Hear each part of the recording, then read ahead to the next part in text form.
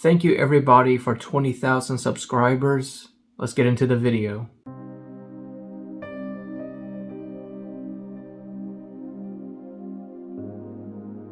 Little did anyone know, around 3:15 p.m. on Friday, September 4th, 2009, that some of Willis High School students would witness one of the saddest days in their life. 17-year-old Alexandra E. Caballero Carmona missed his school bus and headed over to the students' parking lot to get a lift from one of his friends that went to Willis High School.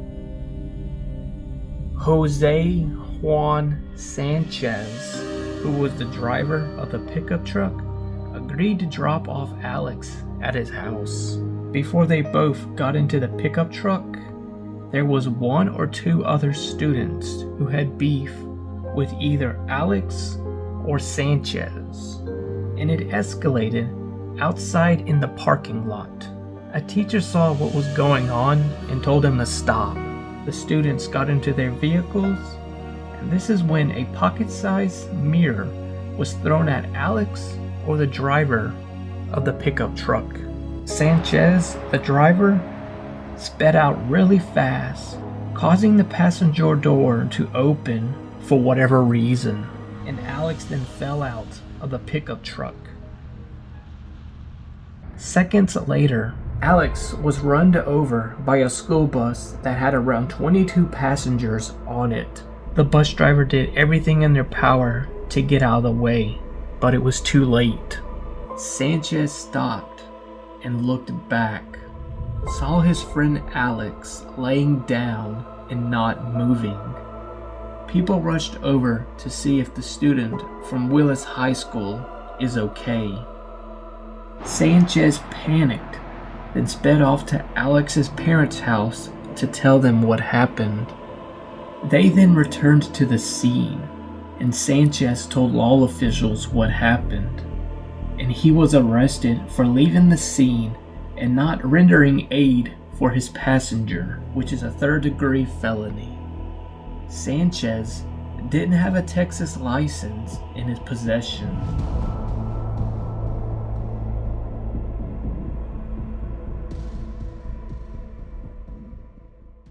Let me read you an article I found online about Sanchez after he was arrested. During the booking process, it was discovered that Sanchez was an illegal immigrant. The U.S. Department of Immigration and Customs Enforcement placed a hold on Sanchez, meaning he could not post bond. If convicted, Sanchez would serve his sentence in the U.S. and then be deported. If exonerated, Sanchez would be deported as soon as possible. Consequently, the grand jury's decision was a bittersweet victory for Valzi. The seasoned prosecutor and defense attorney said that he was so confident in his client that he placed Sanchez in front of the grand jury to tell his story, which he said is something rarely done by defense attorneys. The strategy was a success, but the grand jury's decision had nothing to do with ICE hold and Sanchez pending deportation, which Valzi finds deeply disturbing. Sanchez is in the U.S. illegally, but it was not his decision. His parents brought him to the U.S. illegally several years ago, Valzi said. Sanchez has since assimilated into American society and would soon earn his high school diploma. Anyone from Willis High School will say he's a good student, Valzi said. In one day, the 18-year-old went from being a high school student to an inmate in the men's section of the county jail. According to Valzi, the deceased was Sanchez' closest friend, and in addition to dealing with the loss and his uncertain future, Sanchez has not seen his parents since his arrest because they are illegal immigrants and fear they will be deported if they go to jail. As it stands, Sanchez may be deported alone to the country his parents left behind years ago. So I'm coming up to the students' parking lot at the school, which is right here. It's a one-way in and a one-way out. Now, I'm on 830 heading to the memorial for Alex. I don't know exactly which entryway he took to get out of here.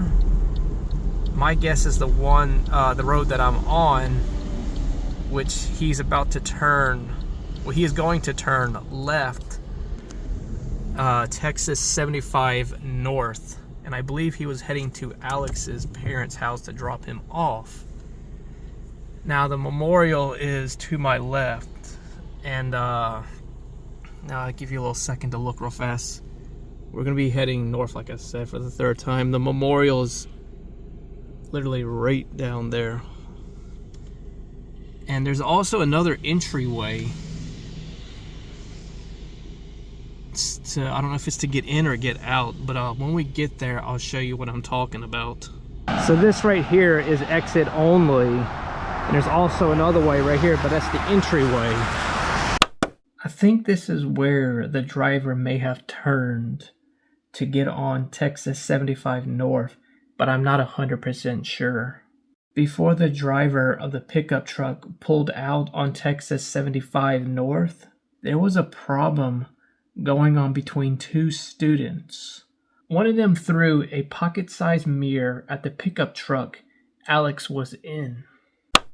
His body was somewhere along this side of the road where that truck is coming. Sadly, that's when Alex's passenger door opened up and fell out as the driver took off at a fast speed.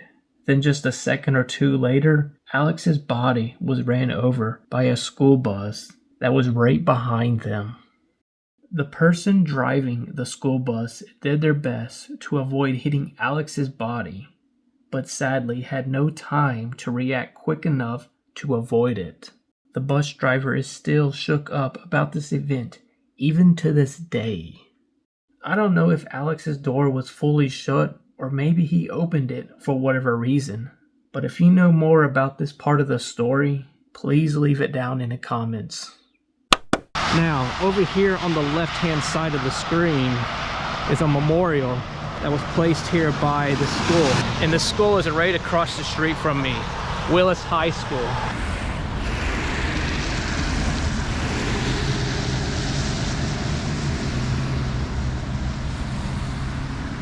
It was nice for the school across the street to do a memorial for Alex to remember him.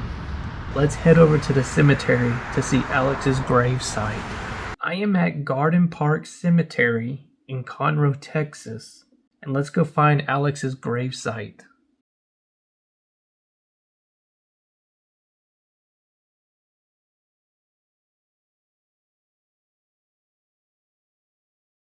It's a big story here in Montgomery County, and they made a movie of it actually, and then a documentary. What was his name again? Everett McKay. Everett McKay.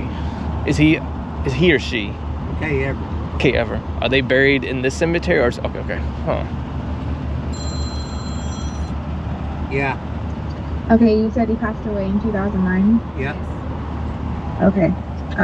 So I have section 12, lot 686, space 1. Thank you. You're welcome. Bye. You want to get in your car and follow us back Sure. here? I'm kind of way over there, but sure. Well, we're going way back there to the back. If you Okay. want to, you might be able to make it in that seat right there. Oh, okay. All right. It's a mess. I ain't worried. where- I'm not worried about it. I'm not picky. All right. You just have to be out cold. That wind will really get you. This is a work truck. Yeah. That's no big deal. You're good. Texas cold is a little bit different from Mississippi. Oh, it is. Definitely. Down here, the wind just slices right through you. Whew. Makes it hard to talk sometimes too. It's like, oh. 686, so it should be right around here.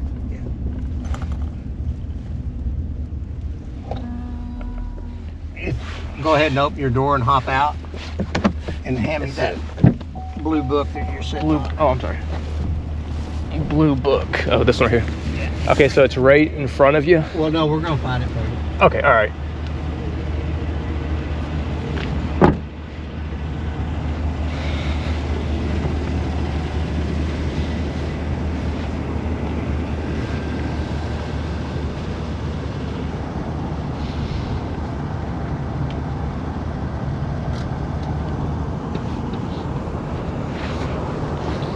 Right down.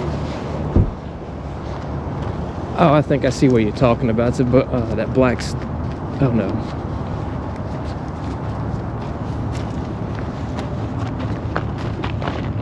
708. Oh wait. No. 702. Right here in this row, right here somewhere. Right here. Yeah. Oh, I see it. Yeah, right Oh, there it is. Thank you so much. Thank you. All right. I appreciate it. Appreciate it Not so a much. problem. Thank you. Yeah, this is the person I was looking for. Yeah, I appreciate it so much. Thank you. You too. Yes, sir. Thank you again. I would like to thank the two people that helped me find this grave because it is cold out here, and apparently I was in the wrong section trying to find his grave site.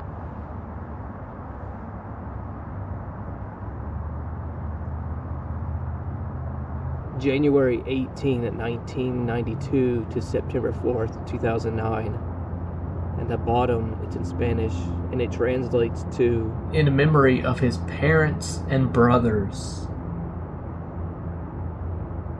And this one reads, a divine angel of love.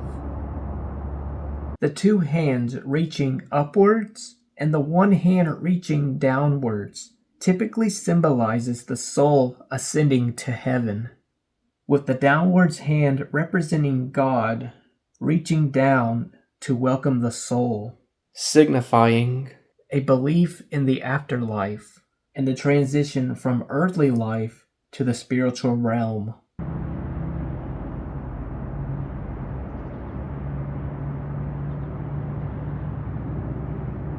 It's another sad story, but these type of stories are just, there's so many of them, and it's a sad thing, like I said, that these happen. Those two are friends from what I read online, and it's sad to see that how this came to an end. My prayers and thoughts go out to the friends and family. Ray, may you rest in peace.